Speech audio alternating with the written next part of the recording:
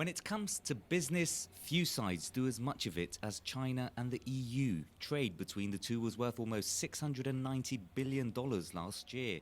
When the two sides meet virtually for the China-EU summit on Monday, the issue will be high on the agenda. The summit was set to take place in March, but was delayed because of COVID-19. For China's ambassador to the bloc, it's a chance for the two sides to kickstart global growth.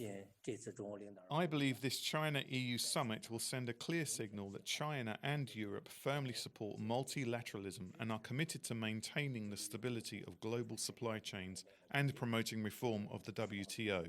Both sides also want to improve global governance and promote the recovery of the world economy. But it won't be plain sailing. There are some storm clouds on the horizon. The US has urged European allies to take a tougher stance on China, criticizing Beijing's handling of the pandemic. President Trump has also called on the EU to block Chinese tech giant Huawei from developing 5G networks on the continent, saying it could leave them open to spying. The Chinese government and Huawei have denied the claims, but experts think the tougher issues will feature in the talks.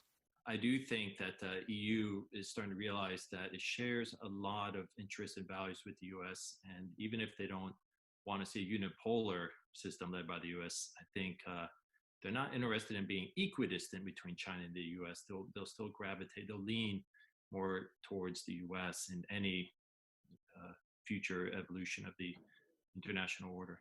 There are also internal divisions in the EU. Some southern European countries like Greece and Hungary enjoy stronger ties with China, while many EU states have received Chinese medical supplies to help combat COVID-19.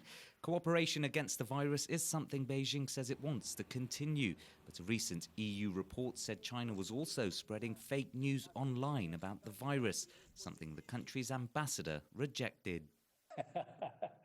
The spread of disinformation has become a challenge to us all. I'm surprised the EU has singled out China for misinformation. There has been no real evidence apart from pinning the label on China. Addressing misinformation needs coordinated efforts and shouldn't be used as a political tool.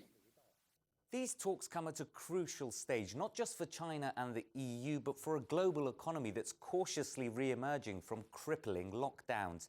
The meeting will have to take place online, but what comes out of the summit will be watched closely by global powers. Nawid Jabakil, CGTN, London.